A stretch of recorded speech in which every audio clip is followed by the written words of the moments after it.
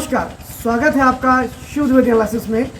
आज हम यहाँ पर खड़े हैं श्रावस्ती लोकसभा के बलरामपुर विधानसभा के श्रीदत्तगंज क्षेत्र में। आपको बताएं श्रीदत्तगंज ब्लॉक है और ये बलरामपुर विधानसभा और लोकसभा क्षेत्र श्रावस्ती में आता है। श्रावस्ती में जब से साकेत मिश्रा जी को भारतीय जनता पार्टी ने अपना प्रत्याशी घोषित किया है, तब से विपक्षियों के नए नए नैरेटिव सेट होने लगे।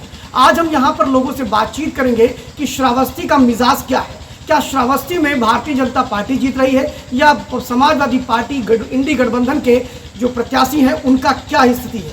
क्या लोगों को उनके काम पसंद आए? क्या वास्तव में यहाँ लड़ाई तगड़ी है या एक तरफा लड़ाई चल रही है? जीत और हार का आंकड़ा क्या होगा, इस पर भी बात करेंगे। लेकिन फिलहाल हम यहाँ पर बात करने के लिए उपस्थित हैं। कई बड़े लोग हमारे साथ जुड़े हैं जिनका राजनीतिक अनुभव लगभग 52 से 53 वर्षों का है। ऐसे लोग हमारे साथ जुड़े हुए हैं और हम अलग अलग मुद्दों पे इनसे बात करेंगे। आपसे हम परिचय कराना चाहेंगे। हमारे साथ राम प्रताप चौधरी जी हैं, एडवोकेट उतरौला के, जो हमारे साथ बातचीत करने के लिए आए हुए हैं। इसके अलावा हरिराम वर्मा जी, जो कि राष्ट्रीय किसान सेवक हैं और बड़े ही पुराने कार्यकर्ता हैं, ये भी इनसे भी बातचीत करेंगे। और हमारे साथ हैं सत्यप्रकाश वर्मा जी, जो कि बड़े ही प्रबुद्ध वर्ग हैं और शिक्षक हैं, वह भी हमसे बात करेंगे। इसी के साथ सरबजीत वर्मा, जो कि बिजनेस मैन हैं और इसके अलावा कृषि कार्य में भी बड़े दक्ष हैं। अब इन्हीं को लेकर के आप हमारे साथ में सभी लोग जुड़े हुए हैं जो अपनी बातें रखेंगे और श्रावस्ती लोकसभा के बारे में कुछ बड़ी ही बारीकी चीज़ों पर हम चर्चा करेंगे। शुरुआत हम करने वाले हैं अपनी बातों की राम प्रताप चौधरी जी से, जो कि एडवोकेट हैं और उतरौला में अपनी प्रैक्टिस करते हैं और काफ़ी अच्छा अनुभव रहा है राजनीति को लेकर के। राम प्रताप जी, आपसे एक बात करना चाहेंगे कि जो अभी भारतीय जनता पार्टी यहाँ चुनाव लड़ रही है 58 लोकसभा क्षेत्र में, और बहुजन समाज पार्टी से कुर्मी नेता उतारा गया है, ये एक नैरेटिव सेट किया जा रहा है कि कुर्मियों के आने के बाद कुर्मी वोट नहीं देगा। आप इस पर क्या कहना चाहते हैं? ऐसा नहीं है। कुर्मी सबसे पहले हिंदू है। हिंदू होने के नाते हिंदू पक्ष में जो कार्य करेगा उसको कुर्मी यहाँ का देगा। यही यहाँ की नीयत है, ये यहाँ की परंपरा चली आ रही है। अच्छा, जैसे कि ये माना जाता है कि जो आपका 58 लोकसभा श्रावस्ती है, वहाँ पर कुर्मी मतदाता बड़ा प्रभावी मतदाता है और पिछले बार भी जो वोटिंग हुई थी उसके बाद में रामश्रोमणि वर्मा के जीतने के बाद, जो कि बहुजन समाज पार्टी से लड़े थे और आज समाजवादी पार्टी के प्रत्याशी हैं, तो क्या इस बार फर्क पड़ेगा? क्या वो इस बार जीतेंगे? उनके कार्यशैली 5 साल में कैसी लगी आपको? उनकी कार्यशैली तो बहुत बेकार की थी, उसका कोई प्रभाव नहीं पड़ा, न उन्होंने विकास कार्य किया है। जीतने हारने की जहाँ तक बात है, जहाँ तक मेरा अनुभव है या क्षेत्र के अंदर जो जाने पर पता लगा, उससे यह लगता है कि करीब करीब 1.5 लाख वोटों से साकेत मिश्रा जी का चयन हो जाए संभव है। अच्छा, हमारे साथ में हरिराम वर्मा जी हैं, उनसे भी कुछ बात करते हैं। हरिराम जी, आप किसान सेवक हैं, तो आपको क्या लगता है कि 58 लोकसभा श्रावस्ती में किसानों को लेकर मोदी जी ने कुछ किया है आज तक? बहुत कुछ किया है मोदी जी ने किसानों के साथ देख करके, लेकिन थोड़ा सा एक कमी है मोदी जी के अंदर। ये किसान को सम्मान नहीं दे रहा है तो भगवान क्यों नहीं कह रहे हैं? कल्याण सिंह ने कहा था भगवान की सम्मान दे, किसान को भगवान का संज्ञा दे करके, तब ये जो है हम यही कहना चाहते हैं वहाँ मंच पर उनसे कि किसान को सम्मान निधि दे, सम्मान निधि, किसान भगवान सम्मान निधि। तो इस बार के चुनाव में क्या है? क्या भगवान उन्होंने नहीं कहा तो आप वोट नहीं करेंगे? तो वोट करेंगे, वोट तो करेंगे ही। अच्छा, वोट करेंगे। हाँ, वोट पोल और उनका प्रचार, ये मोदी जी हमारे 350 सांसद पा करके फिर प्रधानमंत्री बनने जा रहे हैं, ये में कोई शक नहीं है। हमने घोषणा पत्र दिया है पहले, यानी मोदी के बाद भेज दिया है रजिस्ट्री कि आप 350 सांसद आप पाएंगे और आप प्रधानमंत्री बनेंगे, चिंता मत करें। अच्छा, किसानों के लिए जो 58 लोकसभा श्रावस्ती में और खासतौर आपके श्रीदत्तगंज के आसपास ऐसा कोई काम बताइए जिससे आप बहुत प्रसन्न हैं मोदी जी के? हाँ, मोदी जी से प्रसन्न है। मोदी सड़क बन गया जो श्रीदत्तगंज का, और हमारे गांव का सड़क बन गया, इससे बहुत विकास हुआ। आज हम लोग बहुत खुश हैं मोदी जी से, और विकास हुआ है और विकास के नाम पर मोदी जी को बधाई है।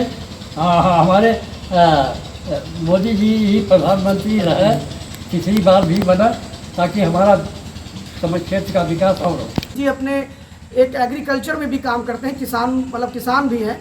तो सरबजीत जी, पहले तो आपका स्वागत है हमारे चैनल पे।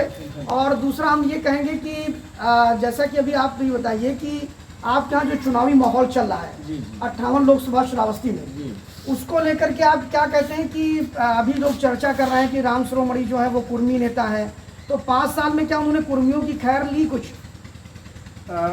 ऐसा आप नहीं कह सकते हैं कि राम शिरोमणि जी कुर्मियों के नेता हैं। देखिए, लोग विकास के साथ हैं और जो विकास करेगा उसी के साथ जाएंगे।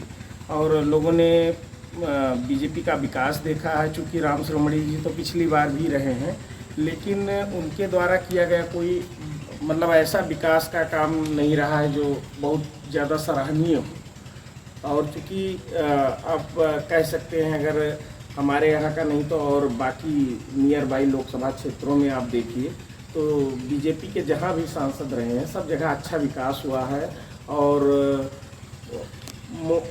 मोदी जी को हम सब लोग भी पसंद कर रहे हैं, मतलब उनके कार्यशैली को, उनके निष्ठा को, मतलब लगातार दिन रात काम कर रहे हैं। तो चूँकि ऐसा कुर्मी का नेता होना जरूरी नहीं है, वो भी हम लोग अगर पिछड़े में देखें तो मोदी जी भी पिछड़े के ही नेता हैं। ये बड़ी बात करी सरबजीत जी ने। जब पिछड़ों के नेता की बात आती है तो उसमें ये होता है कि राम शिरोमणि बड़े नेता हैं या मोदी भी अपने आप को पिछड़ा कहते हैं। और आपको बता दें कि पिछड़ों की राजनीति के आज की डेट में धुरी है नरेंद्र मोदी। पूरे देश में पिछड़ों की लगभग 52% आबादी है और उन 52% आबादी का नेतृत्व करते हैं नरेंद्र मोदी। और शायद यही कारण है कि एक के बाद एक चुनाव में नरेंद्र मोदी लोगों को पटकनी देते चले जा रहे हैं। नरेंद्र मोदी उन 52% मतदाताओं की बदौलत जहां पहले 282 सीटें 2014 में जीतते हैं, वहीं 2019 में 300 सीट भारतीय जनता पार्टी अपनी जीत करके आती है। लोगों का तो ये भी कहना था कि जो बैकवर्ड थे या जो पिछड़ी जातियों के लोग थे वह 2014 में तो सिर्फ टेस्ट कर रहे थे मोदी को, 2019 में उनकी झोली भर दी। और क्या 2024 में ये झोली और भरी जाएगी? बिल्कुल बिल्कुल, इस बार मतलब हम यही है कि 370 पार ही जाएंगे, 370 प्लस ही जाएगा सीट। और ये ऐसा लग रहा है, देश का माहौल ऐसा लग रहा है, हमारे यहाँ का भी ऐसा ही माहौल है कुछ। अच्छा, एक चीज़ मैं आपसे प्रश्न करना चाहता हूँ कि लोगों के मन में ये बात आती है कि जहाँ तक कि जातीय वर्जनाओं को तो मोदी ने तोड़ा है, इसमें कोई दो राय नहीं है। लेकिन आप ये बताइए कि जब जात की भी बात आती है तो नरेंद्र मोदी जो है वो सब पर भारी पड़ जाते हैं, ऐसा है क्या? बिल्कुल बिल्कुल। अगर जात की बात करें तो हमारे ओबीसी के सबसे बड़े लीडर हैं, और ओबीसी के लीडर हम नहीं कह सकते हैं, वो तो देश के सबसे बड़े लीडर हैं, आज वर्ल्ड लीडर हैं, अब ऐसा हम कहेंगे। अच्छा, जैसे एक समय था आरोप लगता था कि भारतीय जनता पार्टी जो है वो अगड़ों की पार्टी है, ब्राह्मण क्षत्रियों की पार्टी है, अब इसको आप किस रूप में देखते हैं? देखिए, ये तो एक नैरेटिव है, लोग अपने हिसाब से कहते हैं, कहने को तो कोई कुछ भी बोल सकता है, लेकिन मोदी जी का कोई भी योजना केवल अगर अगड़ों के लिए रहा हो तो कोई आके कहे ऐसा कुछ भी नहीं है। कोई योजना ऐसा नहीं रहा है, हर काम जो कर रहे हैं वो देश के लिए कर रहे हैं। अच्छा, ये बताइए कि 58 लोकसभा श्रावस्ती में आपके सिद्दतगंज ब्लॉक में भारतीय जनता पार्टी की 10 सालों से जो केंद्र की सरकार है और लगभग 7.5 सालों से मान सकते हैं कि योगी की सरकार है। बिल्कुल। तो आपको यहाँ कुछ परिवर्तन दिखाई पड़ा क्या? हमको यहाँ पर सबसे बड़ा परिवर्तन दिखाई दिया, रास्ते जो हमारे खेतों के रास्ते थे वो पार्क जैसे हो गए। पहले हम लोग जहाँ पे अपना गाड़ी नहीं ले जा सकते थे, आज वहाँ मॉर्निंग वॉक जाते हैं। अरे मतलब बिल्कुल हमारे खेत पार्क जैसे हैं सभी जगह। या तो आपका टारकोल के रोड है, नहीं कुछ जगहों पर सीमेंट के रोड पहुंच गए हैं। मतलब ऑलमोस्ट रोड वाइज सभी अच्छा हुआ है। कानून व्यवस्था बहुत ही अच्छी हुई है।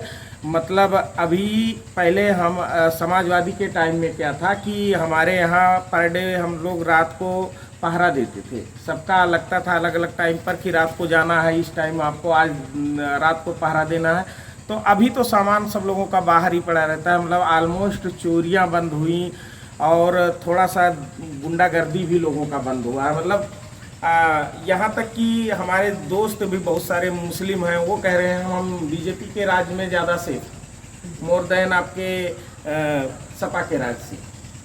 मतलब सब कोई सेफ फील कर रहा है, संतुष्टि थी लोगों को। अच्छा जी। और जो ये लोग कह रहे हैं अखिलेश यादव की हम बेरोजगारी और महंगाई पे बात करेंगे, इस पर आप क्या कहना चाहेंगे? बेरोजगार, देखिए मैं तो बिजनेस कर रहा हूँ और चूँकि मैं भी ऐसे बच्चों को ढूंढता हूँ जो कुछ काम जाने। हमारा बिजनेस है जो CCTV सिक्योरिटी मतलब सिक्योरिटी सिस्टम का, डिजिटल सिक्योरिटी का है बेंगलुरु में। तो हम यहाँ से चाहते हैं कि यहाँ से वहाँ ले जाएं लोगों को, तो वहाँ पे हम 30, 35, 40 हज़ार तक देख रहे हैं कि कोई 40 हज़ार में हेल्पर बच्चा भी मिले तो 35, 30 हज़ार में यहाँ से आदमी नहीं रेडी है जाने के लिए। मतलब है अब बेरोजगार वो लोग हो सकते हैं जो भाई कुछ नहीं जानते हैं, मतलब ABCD नहीं आता है, तो मैं मान सकता हूँ, हो सकता है उनको जॉब ना मिले, लेकिन हमको तो कोई ऐसा आदमी नहीं मिल रहा था कि थोड़ा भी योग हो और काम करना जाने और हमारे साथ जाके हमारी कंपनी को ज्वाइन करे और काम करे।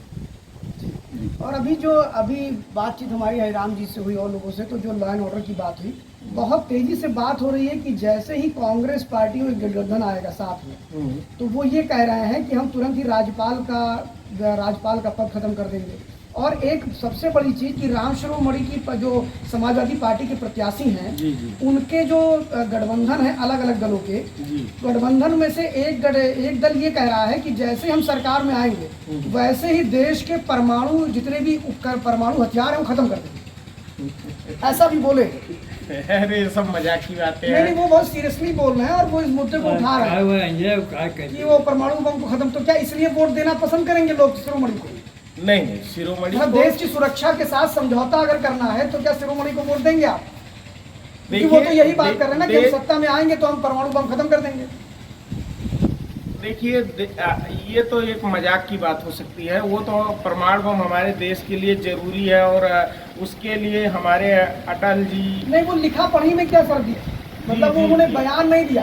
मैं यहाँ स्पष्ट करना चाहूंगा कि उन्होंने किसी प्रकार का कोई बयान नहीं दिया है। उन्होंने लिखा पढ़ी में अपने मैनिफेस्टो में, घोषणा पत्र में डाला है कि जब हम सत्ता में आएंगे तो हम जब हम सत्ता में आएंगे तो हम राज्यपाल का पद खत्म कर देंगे, जब हम सत्ता में आएंगे तो हम परमाणु बम खत्म कर देंगे।